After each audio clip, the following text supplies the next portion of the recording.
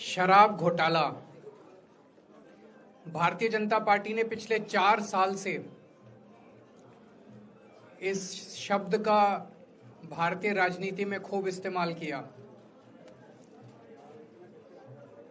आज उसमें जो आदेश आया उस पर अभी चर्चा करेंगे। न्यायालय ने, हमारे जस्टिस सिस्टम ने इसमें एक बहुत ऐतिहासिक फैसला दिया है। इसके लिए मैं जुडिशरी का बहुत बहुत धन्यवाद करना चाहता हूं, जज साहब का बहुत बहुत धन्यवाद करना चाहता हूं। आज के इस माहौल में जब सारी संस्थाओं को, सारे अथॉरिटीज को डराया जा रहा है, धमकाया जा रहा है, ऐसे में इतना बड़ा न्याय करने के लिए जज साहब ने वाकई बहुत हिम्मत दिखाई है। मैं उन सभी वकील भाइयों का धन्यवाद करना चाहता हूं जिन्होंने एक एक कदम हम लोगों का साथ दिया, हमारी ये लड़ाई न्यायालय में लड़ी। मैं खासकर नाम लेना चाहता हूं, अभिषेक मनु सिंघवी साहब का धन्यवाद करता हूं, हरिहरन साहब का धन्यवाद करता हूं, रिबेका मैडम का धन्यवाद करता हूं, विक्रम चौधरी जी का, दयान कृष्णन जी का, रमेश गुप्ता जी का, शादान का, मोहित माथुर जी का, विवेक जैन, रजत, मोहम्मद इरशाद, करण, मुदित जैन, और भी कई नाम है, अगर मेरे से कुछ रह गए हो। बहुत सारे वकीलों ने हमारा साथ दिया, और उन सारे देश भर के लोगों का जिन्होंने पिछले 4 साल से जिस तरह से हमारे ऊपर अत्याचार किया जा रहा था, इतने कठिन समय में हम लोगों का साथ दिया, उनका धन्यवाद करना चाहता हूं। आप जान रहे हैं कि किस तरह से पिछले 4 साल से ईडी को, सीबीआई को, सारी संस्थाओं को इस्तेमाल करके हमारे ऊपर एक शराब घोटाला नाम का एक आरोप लगाया गया। सीबीआई ने, ईडी ने उसमें चार्जशीट फाइल की। आज कोर्ट को प्राइमा फेसी ये निर्णय लेना था कि क्या सबूत और गवाहों के बयानों के आधार पे सफिशिएंट मटेरियल है कि इसमें मुकदमा चलाया जाए। अभी मुकदमा चला नहीं था। कोर्ट को यह निर्णय लेना था कि क्या मुकदमा चलाने लायक सफिशिएंट मटेरियल है, और कोर्ट ने लगभग 600 पेज के आदेश में सारे सबूतों और सारे गवाहों को मद्देनजर रखते हुए ये कहा है कि इतना भी सबूत नहीं है, इतने भी गवाहों के बयान नहीं है, एक निक्का सा भी सबूत नहीं है कि इसमें मुकदमा तक चलाया जा सके। अगर मुकदमा चलाया जाता, 15-20 साल मुकदमा चलता, उसमें बहुत सारे गवाह बुलाए जाते, सबूत रखे जाते, उसके बाद होता, वो तो अलग बात है।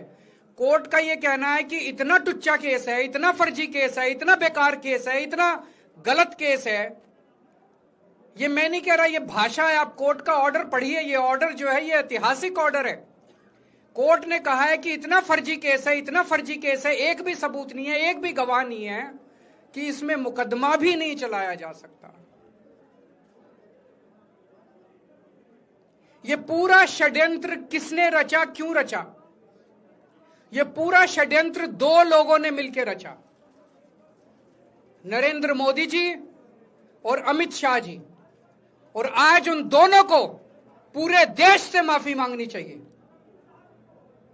उन दोनों ने मिलकर षड्यंत्र रचा कि आम आदमी पार्टी को खत्म किया जाए, आम आदमी पार्टी को बर्बाद किया जाए, और उस षड्यंत्र के तहत आजाद भारत का सबसे बड़ा और सबसे घिनौना षड्यंत्र रचा उन लोगों ने। वो देख रहे थे कि दिल्ली में वो हमें नहीं हरा सकते। वो देख रहे थे कि दिल्ली की जनता हमारे कामों से बहुत खुश है। वो देख रहे थे दिल्ली में कामों की राजनीति के आधार पे वो कहीं खड़े नहीं होते। तो उन्होंने एक षड्यंत्र रचा। जनता जानती है कि केजरीवाल ईमानदार, उन्होंने कहा केजरीवाल की ईमानदारी पे चोट करो।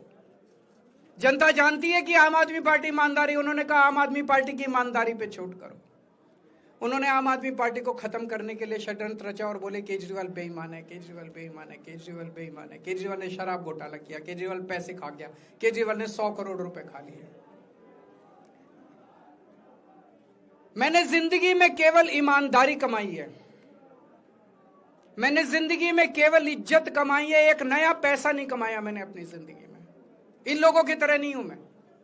मैंने जिंदगी में एक नया पैसा नहीं कमाया, केवल ईमानदारी कमाई है। और ये उस ईमानदारी के ऊपर चोट करना चाहते थे, उसके लिए इन्होंने षड्यंत्र रचा था। आज कोर्ट के ऑर्डर के बाद यह साबित हो गया देश के सामने, केजरीवाल कट्टर ईमानदार है, मनीष सिसोदिया कट्टर ईमानदार है, संजय सिंह कट्टर ईमानदार है, दुर्गेश कट्टर ईमानदार है, आम आदमी पार्टी कट्टर ईमानदारी है। हम नहीं कह रही है, कोर्ट ने सारे देश के सामने बोला है। कई लोग ये कहते हैं जेल से आने के बाद केजरीवाल चुप क्यों हो गया, केजरीवाल गायब हो गया, केजरीवाल कहां गया।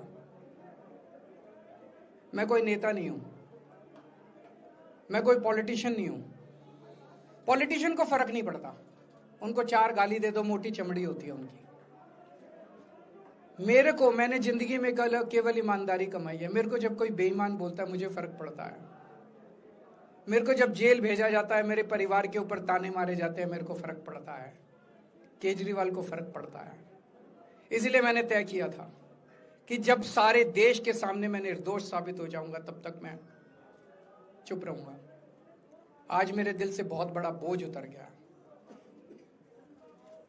मैं मोदी जी को कहना चाहता हूं, मोदी जी आपने हमारे ऊपर इतने केस कर लिए, आपने ईडी छोड़ दी, आपने सीबीआई छोड़ दी, आपने पुलिस छोड़ दी, आपने इनकम टैक्स छोड़ दिया हमारे पीछे, आपने जेल भेज दिया हमारे 5 सबसे बड़े नेताओं को। आम आदमी पर एक समय ऐसा था जब आम आदमी पार्टी के सबसे टॉप के 5 नेता जेल में थे एक साथ। उसके बाद भी केजरीवाल का कुछ नहीं बिगाड़ सके। अब तो एक ही तरीका बचा है मोदी जी केजरीवाल से निपटने का, केजरीवाल का कत्ल करवाना पड़ेगा, केजरीवाल की हत्या करवानी पड़ेगी। उसके अलावा अब केजरीवाल आपसे संभलने वाला नहीं है। अब आपके बस का नहीं है केजरीवाल, आपने सब कुछ करके देख लिया, अब केजरीवाल का कत्ल ही करवाना पड़ेगा। और एक तरीका है, मैं पहले भी बोल चुका, लेकिन वो मोदी जी के बस का नहीं है। मैंने 500 स्कूल बनवाए दिल्ली में, आप 5000 स्कूल बनाओ। मैंने दिल्ली की सड़कें अच्छी करी, आप पूरे देश की सड़कें ठीक कर दो, देखो केजरीवाल को कोई पूछेगा ही नहीं। केजरीवाल ने 200 मोहल्ला क्लिनिक बनाए, आप 20,000 मोहल्ला क्लिनिक बनाओ। आप तो देश के प्रधानमंत्री हो, अरे अच्छे काम करो ना। वो नहीं होता मोदी जी से, वो मोदी जी से नहीं होता। मैं उनको कहना चाहता हूं, प्रधानमंत्री जी, केवल सत्ता की जो प्रधानमंत्री मोदी जी की और अमित शाह जी की सत्ता की हवस है, ये उसका नतीजा है जो ये षड्यंत्र रचा गया। और इस षड्यंत्र का मैं बहुत छोटा हूं, हमारे परिवार ने बहुत भुगत भोगी है। मैं जेल गया, मेरी मां बीमार रहती है बहुत ज्यादा, उसको अस्पताल में एडमिट कराना पड़ा, बहुत रोई मेरी मां, बहुत रोई। इनकी पत्नी मनीष सिसोदिया जी की पत्नी, उनको मल्टीपल स्क्लेरोसिस डिजीज है, सब लोग जानते हैं। जब सुप्रीम कोर्ट में केस चल रहा था, संजीव खन्ना जी ने कहा कि बहुत गंदी बीमारी है, उनके नीचे का पूरा पोर्शन काम नहीं करता और धीरे धीरे बीमारी बढ़ती जा रही है। हमारे परिवार ने बहुत भुगता है, लेकिन वो इंपॉर्टेंट नहीं है, हम इंपॉर्टेंट नहीं है, हमारा परिवार भी इंपॉर्टेंट नहीं है।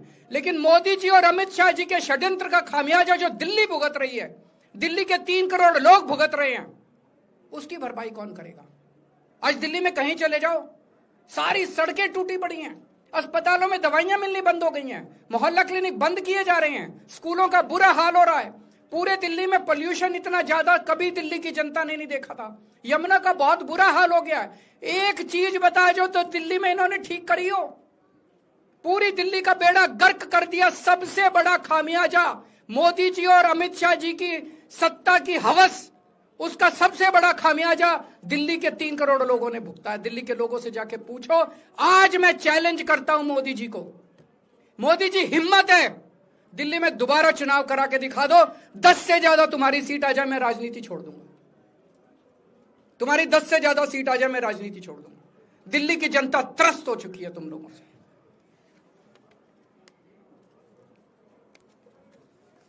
मैं मोदी जी को कहना चाहता हूं, अगर आपने सत्ता हासिल करनी है, कुछ पॉजिटिव काम करके सत्ता हासिल करो। आज देश के सामने इतनी बड़ी बड़ी समस्याएं हैं।